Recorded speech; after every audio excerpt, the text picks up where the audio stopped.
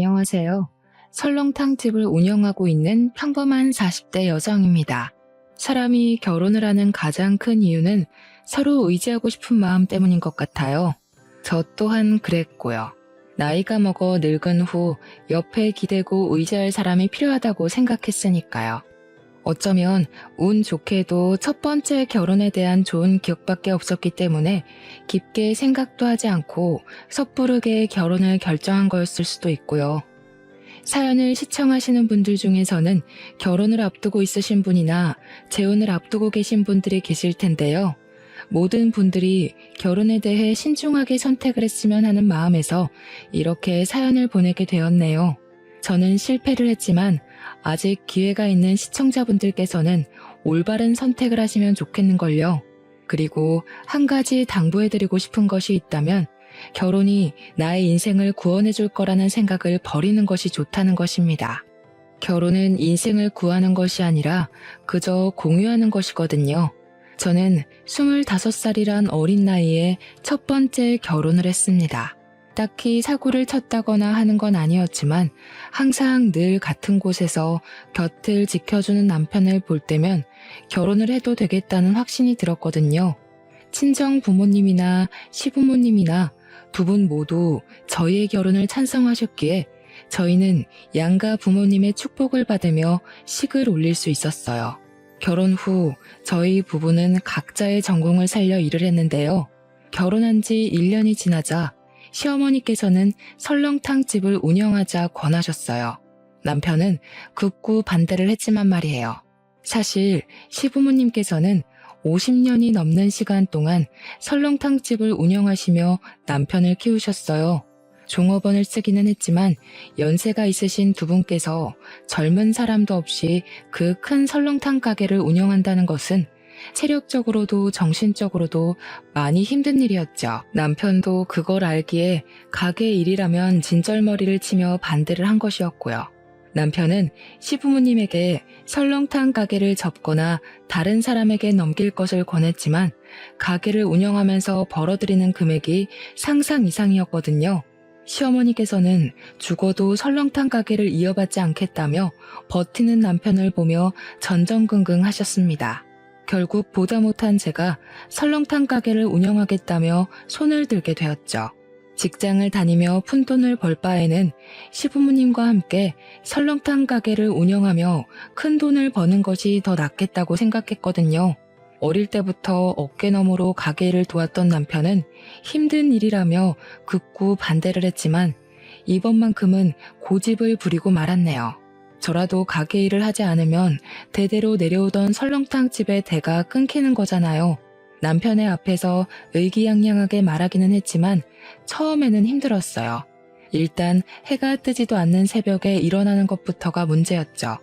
하지만 힘들었던 것도 잠시, 시간이 지나니 이것 또한 적응이 되더라고요. 그렇게 저는 시부모님과 함께 설렁탕집을 운영하게 되었고 남편은 열심히 회사를 다니며 행복한 시간을 보냈고요. 하지만 얼마 안 가 행복했던 시간을 덮을 만큼 커다란 불행이 찾아오더군요. 남편이 교통사고로 세상을 떠난 것이었죠. 남편은 음주운전을 하던 차량으로 인해 다치고 말았는데요. 의사는 심하게 다친 남편을 보며 가망이 없다는 말과 함께 고개를 흔들었습니다. 의사의 말처럼 남편은 손 써볼 틈도 없이 허망하게 눈을 감아버리고 말았어요. 갑작스럽게 세상을 떠난 남편의 장례식장은 울음소리가 끊이지를 않았죠. 저 또한 목 놓아 울며 남편을 그리워했고요. 환하게 웃고 있는 남편의 영정사진을 보고 있자니 누구보다 착하고 성실하게 살던 남편을 빼앗아간 하늘이 참 원망스러웠는걸요. 장례식장에 온 모든 사람들은 눈물바다를 만들며 일찍 세상을 떠난 남편을 그리워했지만 슬픈 것과는 별개로 시간은 너무 빨리 지나갔네요. 남편의 장례식이 끝난 후 설렁탕집을 열 때면 저와 시부모님은 아무렇지 않은 척 하긴 했지만 남편의 흔적을 볼 때면 그만 참지 못하고 눈물을 터뜨리고 말았어요. 그러던 중 시어머니께서는 저를 따로 불러 서류를 하나 건네주셨습니다. 이만 각자 살 길을 찾아가라면서요. 아직 이렇게 젊은데 아들 위하는 욕심 하나에 우리가 어떻게 내 앞길을 막을 수 있겠니? 이제 그만 다 잊고 좋은 사람 만나 새 출발해라. 그동안 늙은이 소원대로 힘든 일도 도맡아서 해주고 우리 아들하고도 잘 지내준 거 내가 잊지 않고 기억하마. 어머니, 갑자기 그게 무슨 말씀이세요? 어머니랑 아버지가 계신데 제가 어떻게 재혼을 해서 혼자만 잘 먹고 살 수가 있어요? 저 그냥 어머니 아버지 곁에서 살래요. 아가, 지금은 힘들겠지만 젊고 제일 예쁜 날 다시 좋은 배필 만나서 아기도 낳고 어여쁘게 살아야지. 한번 사는 인생 우리한테 얽매여서 허송세월 보내지 말고 그만 새 출발해라. 내가 사부인한테도 체면이 안 서서 그래. 이제 곁 떠난 사람은 잊고 살아야지. 늙은이 마지막 소원이니 이거 갖고 좋은 사람 만나서 새 출발해라 아가. 시어머니께서는 건물에 관한 문서를 건네주셨습니다. 원치 않았던 이별이 다가와서인지 시어머니께서 저를 귀히 여겨주셔서인지 두 눈에서는 쉴 새 없이 눈물이 흘러나오더군요. 그건 시어머니께서도 마찬가지셨고요. 그 후에도 몇 번이나 시어머니에게 재혼을 하지 않겠다고 말씀을 드렸지만 시어머니는 매섭게 저를 내치셨네요. 아마 자신 때문에 제가 재혼을 하지 않을까 하는 걱정 때문이겠죠. 그렇게 저는 딸처럼 금이야 오기야 보듬어 주셨던 시부모님의 품을 떠나 새 출발을 하게 되었네요. 제일 먼저 한 것은 부동산을 찾아가는 일이었어요. 수중에 있는 금액으로 상가를 구하기 위해서였죠. 부동산에 들를 때만 해도 혹시나 마음에 드는 상가가 구해지지 않으면 어쩌나 걱정을 했지만 다행스럽게도 부동산 중개인은 저의 마음에 드는 상가를 구해주기 위해 노력했습니다. 그 덕분에 저는 힘 하나 들이지 않고 괜찮은 상가를 들어갈 수 있게 되었고요. 새로 구하게 된 상가는 위치도 위치였지만 무엇보다 친정 부모님 댁과 가깝다는 점이 참 마음에 들더군요. 가뜩이나 연이은 이별로 인해 헛헛한 속을 부모님께서 채워주시는 것 같았거든요. 어머니께서는 새로운 상가에서 카페나 꽃꽂이 가게 같은 것을 열길 바라셨어요. 괜찮은 남자를 만나기 위해서는 다른 사람들이 보기에 있어 보이는 장사를 해야 한다면서요. 어머니에게는 참 죄송한 말씀이지만 저는 애초에 남들이 다 하는 꽃꽂이나 카페 같은 걸 할 생각이 없었어요. 비록 시부모님과 이별을 하기는 했지만 50년이 넘는 시간 동안 운영하시던 설렁탕집을 저라도 대를 이어서 운영하고 싶었으니까요. 그래서 부모님의 반대도 무릅쓰고 다시 설렁탕 가게를 차리게 된 것이었죠. 간단하게 상가를 수리한 후 바로 영업에 들어가고 저는 장사가 안 되면 어쩔까 하는 걱정을 할 틈도 없이 바쁘게 움직이게 되었어요. 사람들의 소문을 듣고 전국 방방곡곡에서 찾아왔거든요. 부모님께서는 하루라도 빨리 좋은 사람 만나 재혼하길 원하셨지만 가게 일만으로도 눈코 뜰 새 없이 바빴기에 지난 3년 동안 재혼 상대를 찾기는커녕 제대로 된 연애 한번 하지 못하고 일만 하게 되었죠. 하지만 등잔 밑이 어둡다는 말처럼 저는 3년 만에 운명처럼 다가온 사람과 새로운 인연을 시작하게 되었습니다. 바로 건물을 구해주었던 부동산 중개인이었죠. 부동산 중개인은 일주일에 4번은 꼭 저희 가게로 출근 도장을 찍었고 이를 계기로 저희는 허물없는 친구 사이가 되게 되었답니다. 다른 사람에게는 할 수 없던 이야기까지 털어놓으면서요. 친구처럼 허물없이 지내다 보니 부동산 중개인은 어느 순간부터 호감을 표시해왔는데요. 처음에는 망설여졌습니다. 아무리 서로의 마음에 통한다고 해도 개인의 사정이 있는 여자를 중개인의 집에서 환영할 리가 없잖아요. 하지만 그럴 때마다 중개인은 온전히 저의 편이 되어주겠다 약속을 하였고 진실한 그 마음에 반해 결국 저도 마음의 문을 열게 되었답니다. 부모님께서는 드디어 제가 번듯한 남자를 만나 재혼을 한다며 기뻐하셨지만 중개인 쪽 가족들이 마음에 걸리더군요. 아무리 돈을 많이 번다고 해도 한번 결혼한 흠이 있는 여자를 반겨줄 분은 없으실 테니까요. 그런데 이런 걱정이 무색할 정도로 예비 시부모님은 오히려 이상한 상상을 한 제가 부끄러울 정도로 잘 대해주셨어요. 차별했다는 것을 알고 있는데도 말이에요. 아이고, 젊은 나이에 신랑 먼저 보내고 얼마나 적적하고 힘들었을까. 이혼도 서너 번씩 하는 마당에 우리는 며느리 과거 같은 거 신경 안 써요. 요즘이 어디 조선시대도 아니고. 여자가 이혼 좀 한 게 뭐 그리 흔흠이라고. 그냥 마음 맞는 사람끼리 살림 차려서 백년해로 하면 그만인걸. 이해해 주셔서 감사합니다, 어머니. 너무 큰 흠이 있어서 어머님, 아버님께서 결혼을 반대하시면 어떡하나 솔직히 걱정을 많이 했거든요. 근데 어머님, 아버님이 이렇게 따뜻하게 대해주시니 제가 괜한 생각을 한 것 같아서 참 부끄럽네요. 앞으로 결혼하고 나면 기쁜 일만큼 힘든 일도 많겠지만 그럴 때마다 어머님, 아버님처럼 현명하게 어려운 일 헤쳐나가도록 하겠습니다.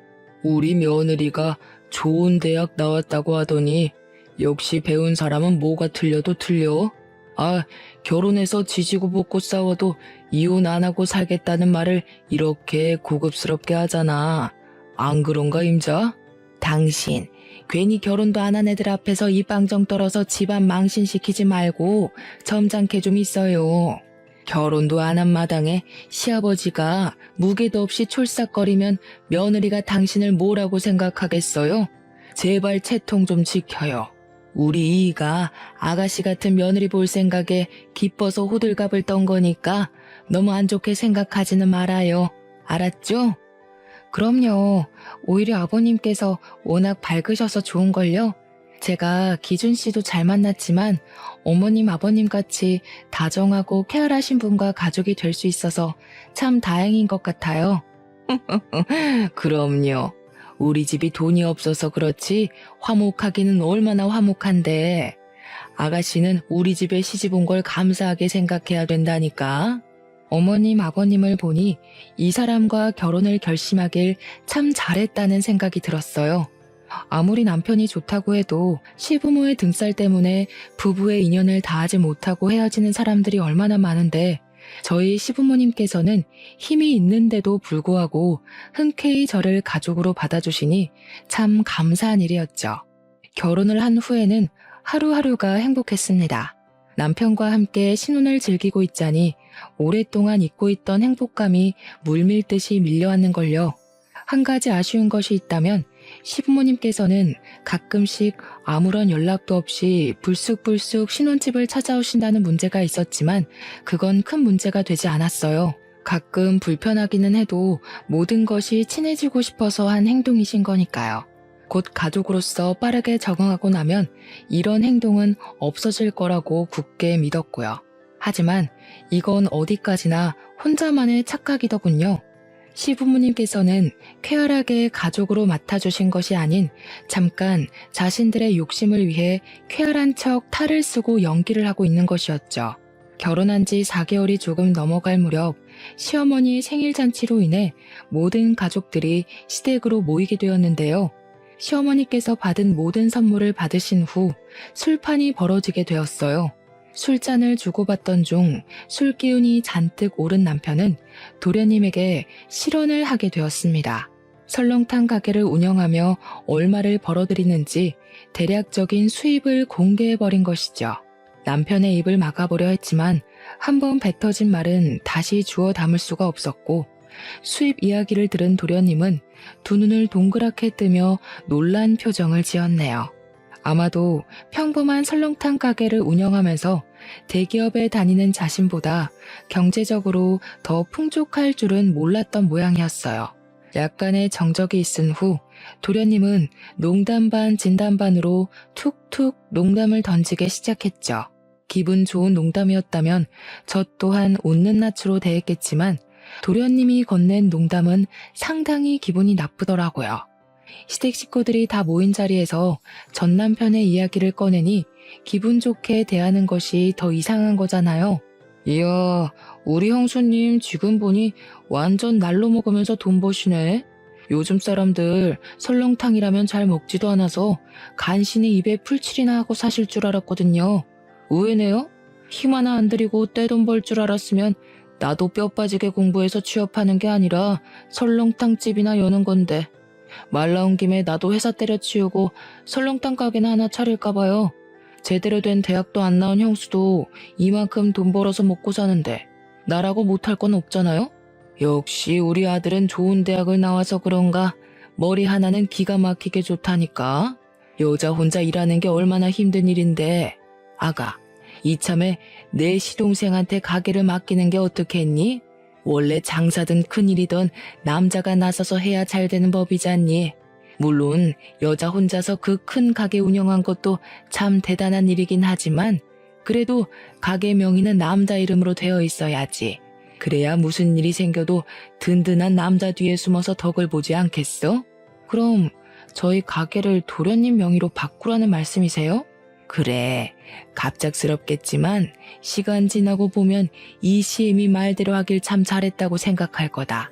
지금이야 너희 부부 사이에 애도 없으니 처녀 때랑 똑같이 식당 운영할 수 있다고 쳐도 애 낳고 살림하다 보면 그게 어디 쉬운 일이니? 집안일 하면서 애 보기도 벅찰 텐데 나중에 절절 매면서 일면식도 없는 사람한테 가게 맡겨서 홀랑 사기당하는 것보다 가족한테 맡기고 편하게 식당 일 봐주면서 월급 받아 먹는 게 좋지. 잠깐씩 일하고 월급 200씩 가져가면 그것만큼 좋은 직장이 어디 있니? 결혼한 여자는 어떻게 됐던 남자 주머니에서 나오는 돈을 받아 먹어야 편한 법이야. 서방도 있는 여자가 돈 욕심 부리는 것도 안 좋은 거다. 에이 엄마, 아무리 그래도 사장님이었는데 200이 뭐예요? 만지던 돈이 있는데 못해도 250은 줘야지. 형수, 저 그렇게 쪼잔한 놈 아닌 거 아시죠? 저한테 가게 맡겨주시면 일 안 나오셔도 달에 250은 챙겨드릴 테니 저한테 가게 넘기는 거 잘 생각해 보세요. 형이랑 현수님 나이도 있는데 이제 편하게 애 가질 생각해야죠. 아무리 그래도 형이 우리 집 장손인데 우리 엄마한테 번듯한 아들 하나는 안겨줘야 될 거 아니에요. 참 기가 막혔습니다.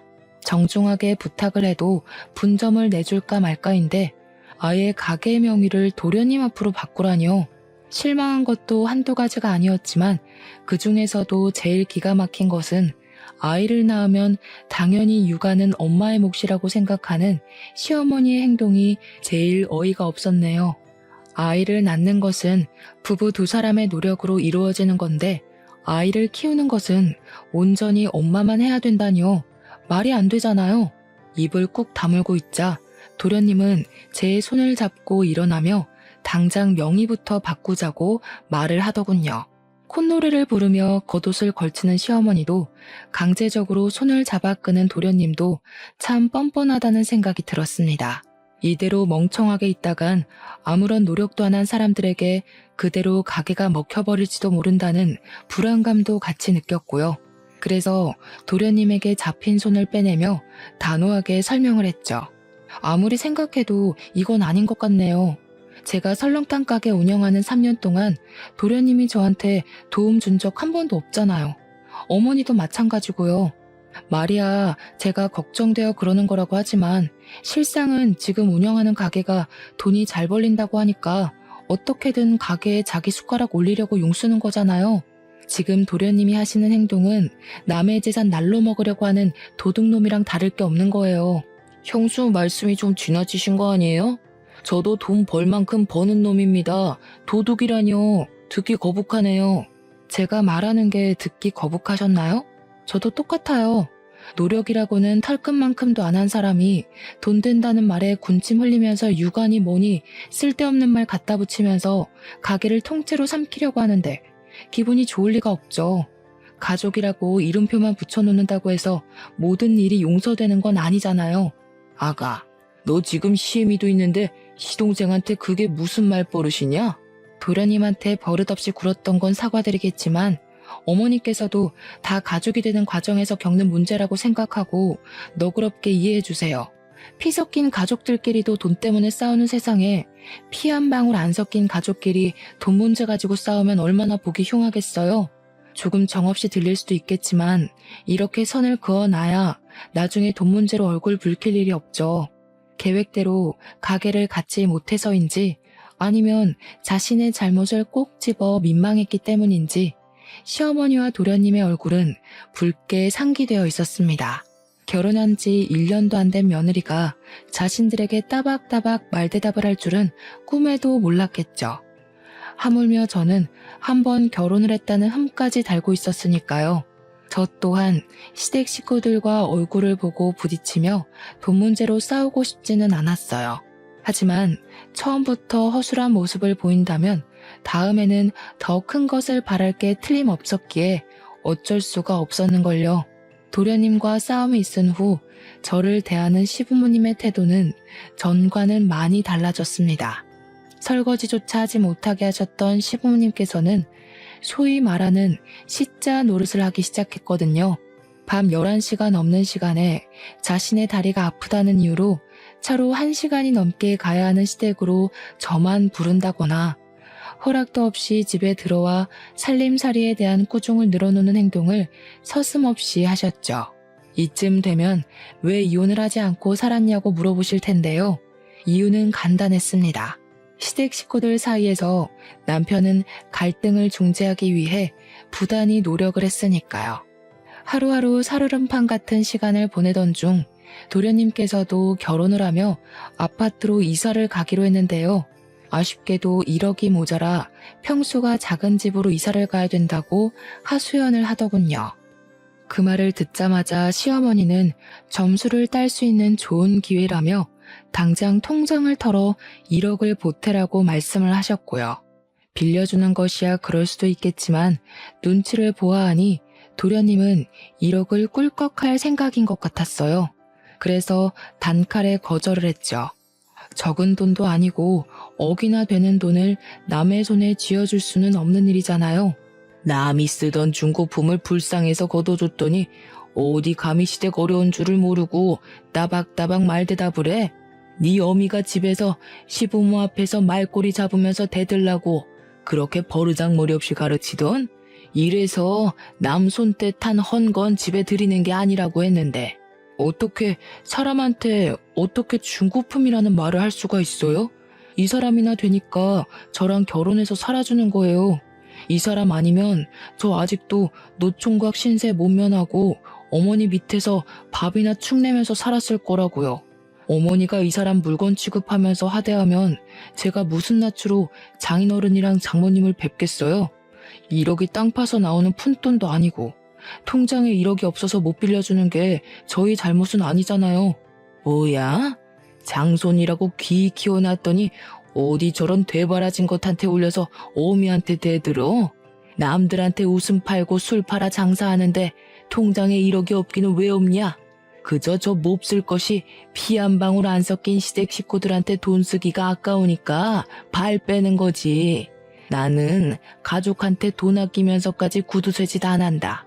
너 같은 거 며느리라 부르기도 싫고 우리 집에 들이기도 싫다. 그러니 당장 짐 싸서 나가.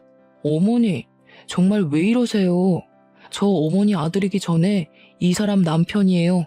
어머니가 진짜 저를 귀하게 생각하신다면 이 사람한테 하대하는 것도 멈추시고 제발 사람답게 대해주세요. 지금 돈 가지고 아까워서 쩔쩔매는 건 어머니잖아요. 이 집 팔아서 돈 마련하면 될 걸 어머니도 그러기 싫으니까 이 사람한테 덤터기 씌우면서 책임 전가하는 거잖아요. 어머니가 뭐라 하시던 저 이 사람이랑 헤어질 생각 없어요. 그러니까 계속 이 사람한테 하대하고 못 살게 굴 작정이시라면 저 어머니랑 손절할 수밖에 없어요. 아이고, 자식 새끼라고 키워놨더니 어미 앞에서 손절한다는 말이나 하고 가슴이 썩어 문드러져도 이것보다 아프진 않을 게다. 저 방자한 것이 뭐라고 속닥거렸기에 이 어미한테 손절을 한다는 얘기가 나와? 남편은 급기야 손절 이야기까지 꺼내며 방패막이 되어주더군요. 그런 남편의 모습을 보며 참 고맙다고 미안하기도 했네요. 저와 결혼하지 않았더라면 남편이 시어머니와 틀어질 일도 도련님과 얼굴을 붉히며 싸울 일도 없었을 테니까요. 시댁 식구들과 크게 싸운 후 남편은 정말로 시댁의 발길을 끊고 생활을 했어요. 제 입에서 먼저 시댁에 가자는 말을 할 정도로 남편은 시댁과 담을 쌓고 살았어요. 오죽하면 고집 센 시어머니와 도련님이 먼저 연락을 해 사과를 할 정도로 남편은 참 단호했죠. 시댁 식구들이 아무리 뭐라고 해도 상관없었습니다. 남편은 언제나 든든한 방패막이 되어주었으니까요. 시댁 식구들이 뭐라고 하던 든든한 편이 되어주는 남편이 있으니 결혼 생활을 하는 동안 크게 불편한 점은 없었어요. 그렇게 저희 부부는 한동안 잔잔한 시간 속에 여유로운 신혼생활을 즐길 수 있었네요. 하지만 사람이 살면서 계속 좋은 일만 있을 수 없듯이 저희에게도 문제는 찾아왔어요. 전세 사기가 극성을 부리며 부동산 중개업 일이 이전처럼 수입이 나오지 않는 것이었죠. 중개업 일은 생활비를 간신히 충당할 정도로 사정이 안 좋아졌고 남편은 다른 일감을 찾아 일을 하게 되었는걸요. 막노동 일로 힘들어하는 남편에게 가게를 같이 하자고 제안을 했는데요. 그렇게 되면 부부끼리 같이 할 시간이 줄어든다며 고개를 흔들더군요. 물론 같이 가게를 연다면 같이 할 시간이 줄어들기는 하겠지만 그래도 막노동 일로 피곤에 찌들어 여기저기 파스를 붙이는 모습을 보는 것보다는 나을 것 같았습니다. 계속해서 가게 운영에 대한 문제로 실랑이를 하던 중 남편은 뜻밖에도 사업을 하겠다며 돈을 빌려달라고 하더군요. 중고차 사업 말이에요. 처음에는 의아했지만 남편은 평소 차를 좋아하기도 하고 차에 대한 지식도 많은 편이었기에 중고차 사업을 시작하면 잘할 수 있을 거란 생각이 들었고 남편에게 사업 자금을 빌려주게 되었죠. 사업 준비가 마무리되자 남편은 손을 꼭 잡으며 자신이 꼭 성공해 설렁탕 가게를 열지 않아도 떵떵거리고 살 수 있을 정도로 돈을 많이 벌어주겠다고 말을 했는데요. 일어날 리 없는 터무니없는 말이긴 했지만 기분이 좋긴 했습니다. 현실 가능성이 있든 없든 남편이 저를 위하는 마음만은 진심인 거잖아요. 남편의 마음을 믿었기에 사업이 잘 될 거라 믿어 의심치 않았는걸요. 하지만 단단하다고 생각했던 믿음은 그리 오래가지 못했습니다. 사업을 시작하고 난 후 남편은 딴 사람이 됐다고 생각해도 될 만큼 180도 다른 태도를 보였거든요.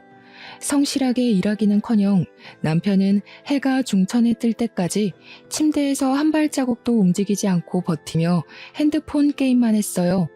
빌려간 사업 자금을 갚기는커녕 매번 미안하다는 말만 하며 갚는 것을 미뤘고요. 처음에야 사업이 잘 풀리지 않아서 그런가 보다 이해하려고 했지만 자꾸만 게으른 태도를 보이니 남편의 행동을 이해하려야 할 수가 없었죠. 저도 사업을 하는 입장으로서 자신만의 사업을 하는 게 얼마나 고단하고 힘든 일인지 알기는 했지만 그래도 한번 시작한 일이니 끝까지 책임지고 최선을 다하는 것은 당연한 거잖아요. 하지만 이상하게도 남편은 어디서 돈이 나는지 중고차 사업을 시작한 후 비싼 외제차며 명품같이 값나가는 것들에 돈을 쓰더라고요. 이쯤 되니 남편이 도박이나 사채에 빠졌다고 확신을 하게 되더군요. 그래서 아무도 몰래 남편의 회사로 찾아가게 된 것이죠. 몰래 잠입하는 마음으로 몰래 회사로 들어갔는데요. 중고차가 진열된 앞에는 도련님과 남편이 같이 서 있더군요. 깜짝 놀랐습니다. 아무리 가족이라도 사업은 같이 하지 않는다고 먼저 말을 꺼낸 사람은 남편이었거든요. 더군다나 도련님은 돈 욕심이 많아서 사업을 같이 하면 절대로 안 된다고까지 말을 했고요. 남편과 도련님의 눈을 피해 몸을 숨기고 있자 둘이 하는 대화가 들려왔어요. 대화를 엿들을 생각은 아니었지만 거리가 가까운 편이라 그런지 둘의 대화는 너무 선명하게 들려왔습니다. 진짜 형은 비위도 좋아. 도대체 형수 같은 드센 여자랑 어떻게 한 이불 덮고 사는 거야? 시댁 식구한테도 그렇게 쏘아붙이는데 다른 때는 어떻겠냐고. 솔직히 나는 형수가 전에 한번 갔다 오기도 했으니까 우리 집에 바싹 엎드려서 자기 간이랑 쓸개도 다 내주면서 살 줄 알았다? 엄마도 그거 보고 형이랑 형수 결혼시킨 거잖아. 근데 웬걸 발톱만한 일에도 손해보려고 하면 발작을 일으키면서 난리를 피우는데 어우, 나는 억만금을 준다고 해도 형수 같은 여자랑 못 살아. 네가 그러니까 아직도 월급쟁이 신세 못 면하고 사는 거야. 큰 돈 벌려면 기센 여자 비위 맞출 능력 정도는 있어야지. 너는 공부 잘하는 것만 성공인 줄 알았지? 인생에서 공부머리보다 더 중요한 게 눈치머리야. 막말로 만날 구박하는 상사랑 사는 것보다야 드세더라도 마누라랑 살면서 돈 빼는 게 훨씬 낫지. 그리고 그렇게 즐기고 드센 여자들이 또 잘해주면 금방 넘어와요. 형, 잔머리 하나는 끝내준다니까. 형수한테 돈 뜯어내려고 우리끼리 짜고 친다고 누가 생각이나 하겠어? 그래도 형수 계속 데리고 살 생각은 아니지? 통장 잔고 다 뽑아먹고 나면 바로 버려야지. 너 같으면 찔러도 피 한 방울 안 나올 것 같은 여자랑 애 낳고 100년애로 하면서 살 수 있겠냐? 그나마 돈이라도 있으니까 씹히지도 않은 질긴 성격 받아주면서 있는 거지. 자고로 결혼은 네 형수처럼 남자 알기를 자기 발밑으로 보는 여자가 아니라 남편만 아는 순종적인 여자랑 하는 거야. 아, 불쌍한 우리 형수. 형수는 자기 남편 속이 이렇게 시커먼 줄 생각도 못할 텐데. 생각해보면 형수도 안 되긴 했어. 젊어서 남편 먼저 보내고 재혼한 남자는 숟가락으로 자기 통장 잔고 퍼먹을 생각만 하고 있으니 불쌍하긴. 과부 인생 잠깐이나마 구제해준 걸 고맙게 생각해야지. 입을 틀어막으며 튀어나오려는 목소리를 참기는 했지만 두 눈에서 흘러내리는 눈물까지는 어쩌지 못했는걸요. 진실된 남편의 행동을 보고 결혼을 결심한 것인데 그 모든 것이 다 돈을 노리고 한 가짜였다뇨. 믿을 수가 없고 믿고 싶지도 않았습니다. 하지만 남편은 계속해서 도련님과 대화를 하며 현실을 부정한 기회조차 주지 않더군요. 물 밀리듯 덮쳐오는 배신감에 치가 떨리기도 하고 한편으로는 아무런 의심 없이 남편을 믿은 스스로가 너무 바보같이 느껴지기도 했네요. 모든 진실을 알고 나니 다시 집에 들어가는 것조차 겁이 났어요. 집 곳곳에 남아있는 남편의 흔적을 볼 때마다 남편의 저를 향해 했던 온갖 안 좋은 말들이 떠오를 것 같았거든요. 도망치고 싶기도 했죠. 아무리 가까운 사람이라고 해도 나에게 해가 되는 행동을 한다면 가차없이 처리를 할 거라고 다짐을 했었는데요. 막상 가까운 상대를 처리해야 할 현실이 닥쳐오니 그러지도 못하겠더라고요. 상황이 이렇게 되니 문득 전 시부모님들이 떠올랐어요. 욕심 때문에 딸처럼 아껴주시던 시부모님도 버리고 재혼해서 벌을 받는 건 아닐까란 생각이 들었으니까요. 예전에 저였다면 당장 증거부터 잡겠다며 설쳤겠지만 충격이 커서인지 도저히 그럴 힘이 나질 않았어요. 복수를 하기는커녕 밥을 넘기는 것조차 힘들어 한동안은 죽만 먹어야 했죠. 하지만 계속해서 시짜짓을 하는 시어머니와 가증스럽게도 그런 시어머니를 막으려는 신용을 하는 남편을 보니 더 이상 이렇게 살 수는 없다는 생각이 들었어요. 그래서 그때부터 이혼 전문 변호사를 고용해 이혼 준비를 시작한 것이죠. 이혼 소송을 걸자마자 남편은 팔짝 뛰며 가게로 달려왔습니다. 신발도 짝짝이로 신고 말이에요. 갑자기 이혼이라니. 여보, 왜 그래? 혹시 준경이랑 같이 사업하는 것 때문에 화나서 그런 거야? 그런 거라면 내가 사과할게. 나는 당신이 준경이를 너무 싫어하니까 같이 동업하는 거 말했다가는 너무 싫어할 것 같아서 비밀로 한 건데 당신이 싫다고 하면 준경이한테 당장 사업에 손 떼라고 할게. 당신은 내가 언제까지 당신 소나기에서 놀아날 거라고 생각했던 거야? 내가 그렇게 바보 천치로 보였어? 식구들이랑 짜고 치면서 앞에만 가리고 연기하면 내 돈 다 뜯길 때까지 속아줄 줄 알았냐고. 당신 연기 실력 끝내주더라. 아주 감쪽같이 속았어. 조금만 더 했으면 진짜 통장에 있는 돈다발을 그냥 갖다 바칠 뻔했잖아. 그래도 고생한 값이 있으니까 내가 박수는 쳐줄게. 가족끼리 역할 분담하고 연극하느라 얼마나 힘들었겠어? 그러지 말고 당신네 식구들 이참에 배우로 직종을 바꿔봐. 사람 하나 바보 만들 정도로 실력이 훌륭하신 분들인데 대한민국 배우 생활 하나 제대로 못하겠어? 오, 연극이라니? 당신 꿈꿔? 도대체 무슨 말을 하는 거야? 이렇게까지 말하는데도 남편은 딱 시치미를 떼더군요. 그 모습이 얼마나 가짠턴지 실소가 새어나올 지경이었어요. 한편으로는 안타깝기도 했죠. 조금만 더 애를 썼다면 재산이고 가게고 홀랑 넘겨주었을 테니까요. 저한테는 참 감사한 일이었죠. 남편이 멍청한 덕에 가게는 물론 통장까지 지킬 수 있었으니까요. 저번에 회사 갔을 때 당신이랑 도련님이 얘기하는 거 들었어. 기세고 남편 위할 줄 모르는 여자랑 백년해로 하기 싫다며 원하는 대로 당신 놓아줄 테니까 지금이라도 말 잘 듣는 고분고분한 여자 찾아봐. 당신 연기 실력이면 그런 여자 하나 꼬시는 건 일도 아니잖아. 돈 좀 있다고 해서 흠 있어도 데리고 살려고 했었는데 이런 식으로 나오면 재미없지. 돈이라도 없으면 내가 당신같이 남 손 탄 여자랑 왜 사는데? 이혼? 나도 당신 같은 여자랑 살기 끔찍해서 지금 당장이라도 이혼하고 싶어. 근데 당신한테 쏟아부은 시간이 아까워서라도 그냥은 못 헤어지지. 나도 변호사 선임해서 재산 분할 값은 톡톡히 받아낼 테니까 두고 봐. 나야 다른 여자 만나서 재혼하면 그만이지만 결혼을 2번씩이나 실패한 당신한테는 나랑 헤어지고도 기회가 있을지 모르겠네. 이혼녀 꼬리표가 시간 지난다고 사라지는 것도 아니고 주제 파악을 이렇게 못해서 되겠어? 당신 같은 사기꾼한테 내 재산 뜯겨가며 말년에 돈 없어서 절절거리는 것보다야 이혼녀 꼬리표 달고 마음대로 돈 쓰면서 인생 즐기면서 사는 게 훨씬 낫지. 그리고 자기만 고고한 척 깨끗한 척 하지 마. 나한테 이혼녀 꼬리표가 붙었으면 당신 이마에는 사기꾼이라고 써붙여져 있으니까. 뭐야? 이제 이혼해서 서방이고 뭐고 눈에 뵈지도 않는다 이거야? 지금까지 사기꾼보다 더한 인간을 남편이라고 한 이불 덮고 자면서 내 돈으로 사업까지 차려줬는데 눈에 뵈는 게 있겠어? 혹시나 딴 말할까봐 말하는 건데 나 당신한테 빌려줬던 사업 자금 무조건 받아낼 거고 위자료도 청구할 거야.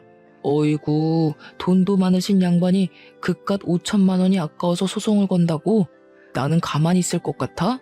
판사가 남편을 2번이나 갈아치우는 당신 편을 들어줄지 아니면 당신같이 드센 여자 만나서 고생한 순진한 내 말을 들어줄지 어디 두고 보자고. 어디 판결이 사람 얼굴 보고 나니? 쓸데없는 소리 하지 말고 위자료나 준비해놔. 그리고 남이 쓰던 거 가져다 쓰는 건 당신 특기잖아.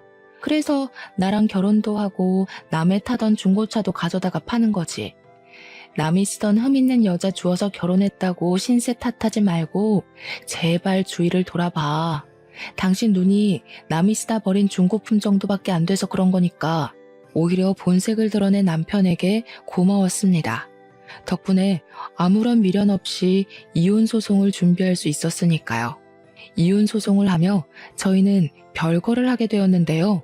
눈치를 보니 남편 또한 변호사를 만나고 있는 것 같더라고요. 이혼 소송을 하는 것은 생각보다 힘든 일이었습니다. 상대방에게 이혼 책임이 있는 것과 별개로 재산이 많은 쪽이 재산 분할을 해줘야 했거든요. 남편도 이걸 노리고 더 많은 재산 분할을 갖기 위해 애를 쓰는 것 같았어요. 참 괘씸했죠. 아무런 노력도 없이 시댁 식구들 앞에서 몇 번 연기를 한 것이 전부인데 재산을 나눠달라고 하다니요. 기부를 할지언정 절대로 남편에게 재산을 나눠주고 싶지 않았습니다. 그래서 많은 돈이 깨지는 것을 감수하면서 몸값이 비싸기로 유명한 변호사를 고용한 것이죠. 이혼 소송을 시작한 후 시어머니께서는 직접 설렁탕 집까지 찾아와 행패를 부렸네요. 이혼한 주제에 방자하게 자기 아들에게 이혼 소송을 걸었다면서요. 가게 일을 도와주시던 부모님께서는 행패를 부리는 시어머니를 보며 옷소매를 걷어붙이셨는데요. 저는 화를 내는 부모님을 말렸어요. 아무리 화가 난다고 하더라도 이혼을 하기 위해서는 증거를 남기는 것이 제일 중요하잖아요. 시간이 지나고 시어머니에 이어 시아버지까지 합세를 했습니다. 결국 거세지는 난동에 부모님은 가게 문을 박차고 나가 화를 내셨죠. 도대체 딸 교육을 어떻게 시켰길래 이혼녀 딱지단 주제에 우리 아들한테 이혼을 요구한답니까? 사부인은 애한테 시댁 식구들을 발밑으로 봐도 좋고 자기 인생 구해준 남편한테 막대해도 좋다고 가정교육을 그렇게 개같이 가르치셨습니까? 아이고, 누가 들으면 그쪽 아들은 아주 대통령감인 줄 알았게요. 돈도 못 벌어서 마누라 등골 빼먹는 비렁뱅이보다야 이혼녀가 100배 1000배 낫죠. 이제 보니 이서방만 뻔뻔한 게 아니라 사부인네 가족 전체가 아주 얼굴에 철판을 깔았네요. 그게 아니면 가족끼리 똘똘 뭉쳐서 사람 하나 속여먹는 몰상식한 짓은 안 할 테니까요. 아무리 돈이 좋다고 해도 그렇지. 어떻게 다른 사람도 아니고 며느리 돈을 뺏어갈 생각을 하세요? 사돈같이 돈에 눈 멀어서 몰상식한 행동하는 사람들 때문에 대한민국의 시어머니들이 다 욕먹는 거예요. 이 여편네가 진짜 보자 하니까 이래서 가정교육이 중요하고 하는 건데 어미나 딸년이나 독종이 따로 없으니 어디 우리 아들이 숨막혀서 살겠습니까? 당신 딸년이 우리 아들이랑 살겠다고 해도 내가 반대할 거니까 당장 돈이나 내놔요. 말씀하시는 거 하곤 참 기품이 넘치십니다. 사돈, 자기 마음에 안 든다고 욕이나 찍찍 뱉어대시고 어디 계속 상스러운 말씀만 해보세요. 그럴수록 사돈 이미지만 깎아내려지는 거니까. 그리고 왜 우리 딸이 그쪽 아들한테 돈을 줘야 됩니까? 먼저 사기꾼처럼 우리 딸 돈 가져가겠다고 사기친 사람이 누군데? 지금 이렇게 멀쩡한 남의 가게에서 시위할 게 아니라 나가서 휴지 쪼가리라도 주우면서 푼돈이라도 버세요. 우리 딸한테 위자료 내려면 그쪽 아들 수입 가지고는 턱도 없을 테니. 저 옆에 내가 어디 감히 그 더러운 주둥이로 우리 아들 이름을 올려? 어디 내가 가만히 있을 것 같아? 시어머니는 그기야 손톱을 세우고 어머니에게 달려들기까지 했습니다. 시아버지와 아버지가 아니었다면 몸싸움이 크게 벌어지고도 남았을 만큼 시어머니는 격한 감정을 주체하지 못하고 있었어요. 시어머니는 시아버지에게 잡히고도 정신을 못 차리고 씩씩거리며 화를 냈는데요. 저는 그런 시어머니 앞에 고개를 숙이고 큰 절을 올렸네요. 재산 분할 문제로 골머리를 썩고 있었는데 이렇게 몸소 나서주시니 감사해서 제가 뭐라 드릴 말씀이 없네요. 어머님이 저희 가게 와서 깽판만 안 쳐주셨어도 그이한테 갈 재산이 좋기 30%는 넘었을 텐데 어머니 덕분에 이제 그이를 땡전 한 푼 안 드리고도 쫓아낼 수 있게 됐으니 제가 감사하다는 말씀을 안 드릴 수가 없네요. 어머니, 큰돈 나가지 않게 힘써주셔서 정말 감사드립니다. 이렇게까지 해주시다니 감동입니다. 뭐? 우리 아들을 땡전 한 푼 안 주고 쫓아내? 걷어준 은혜를 원수로 갚아도 유분수지. 어디 감히 건드릴 게 없어서 귀한 우리 장손을 건드려? 지금이야 네가 이긴 것 같지? 두고 봐라. 다시는 두 다리 뻗고 못 자게 만들어줄 테니까. 당신 그만해.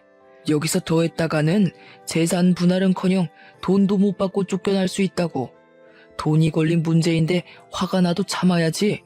시아버지께서는 간신히 시어머니를 진정시켰습니다. 아무리 몰상식한 사람이라고 해도 돈은 무서웠던 모양이었어요. 시어머니가 입에 담지도 못할 말을 하며 가게 앞에서 행패를 부린 덕분에 이혼 소송은 점점 저에게 유리한 쪽으로 돌아갔는데요. 변호사와 함께 열을 올리며 모아온 증거를 살피던 중 한 통의 전화가 오더군요. 상대는 남편의 친구였죠.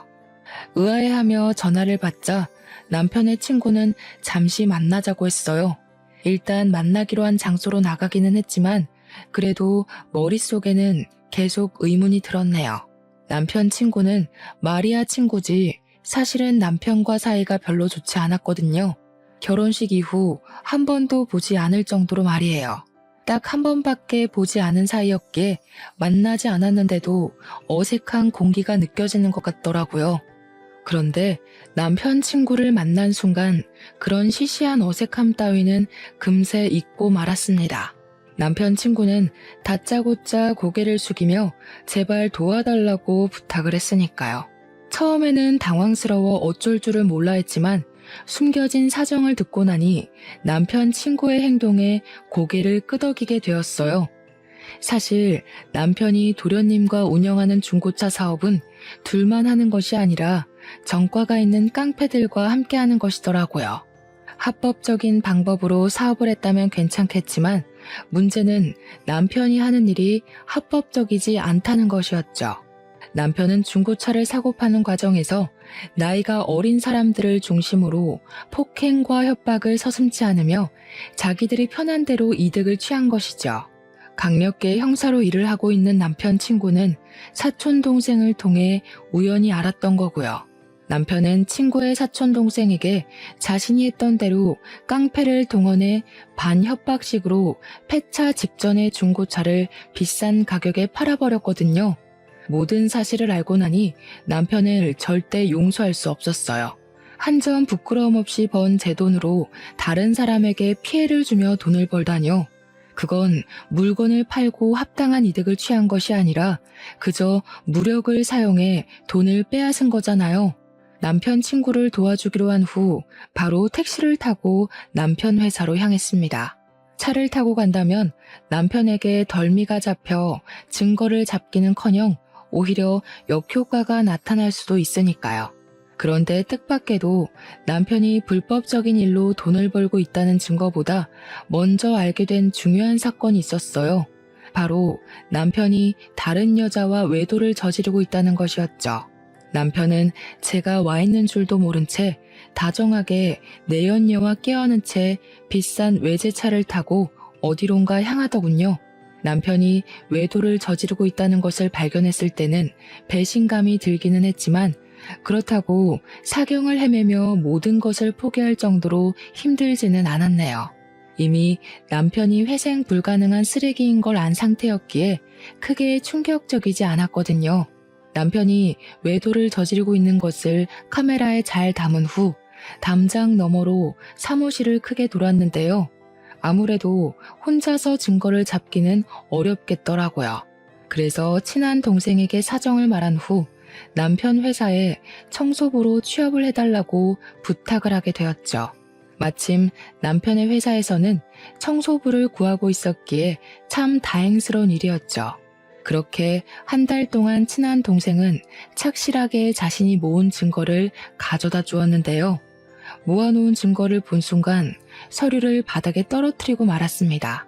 남편은 그동안 협박만 한 것이 아니라 대포차와 도난 차량을 유통하고 거래하는 등 온갖 더럽고 불법적인 일은 다 저지르고 다니면서 돈을 벌고 있다는 사실을 알게 되었거든요.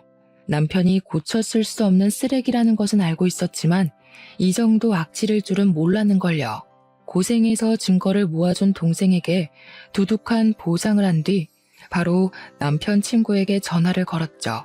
남편 친구는 바로 이 정도면 바로 구속을 할 수 있을 것 같다며 고맙다는 인사도 잊지 않고 해주었는데요. 운명의 장난인지 잠잠하던 핸드폰이 울리며 전화가 오더라고요. 남편한테 말이에요. 전화를 받자 남편은 다짜고짜 병원으로 오라고 하더군요. 알고 보니 만취한 상태로 음주운전을 하던 도련님이 화물차와 충돌을 하는 바람에 크게 다쳐 입원을 하고 있던 것이었죠. 병원에 가보니 시어머니는 의식을 잃은 도련님 앞에서 목 놓아 울며 도련님과 사고가 난 화물차 주인을 저주하고 있었습니다. 정작 불쌍한 것은 아무 죄가 없는 화물차 주인인데 말이에요. 잠자코 앞에 서 있자 시어머니는 갑자기 저의 멱살을 잡으며 화풀이를 하기 시작했어요. 이 망할 것, 세상 떠난 전 남편 흔적을 그대로 달고 들어오더니 기어코 네가 사고를 치는구나. 우리 집에 들어오지만 않았어도 우리 아들이 이 사달이 나지는 않았을 텐데 당장 우리 아들 살려내라 이 몹쓸 거사. 생사람 잡지 마세요. 누가 보면 제가 도련님한테 제발 술이 떡이 돼서 운전대 잡으라고 시킨 줄 알 거 아니에요. 어머니 자꾸 쓸데없이 저한테 화풀이 하시는데요. 도련님이 다친 건 어디까지나 술 먹고 운전한 도련님 잘못이잖아요. 내가 지금 뚫린 입이라고 함부로 짓거리는구나. 내가 이러라고 널 여기 부른 줄 아냐? 당장 내 아들 목숨값이나 내놔. 다시 시작되는 돈 타령에 진절머리가 날 정도였습니다. 결국 저를 여기로 부른 이유가 돈 때문인 거잖아요.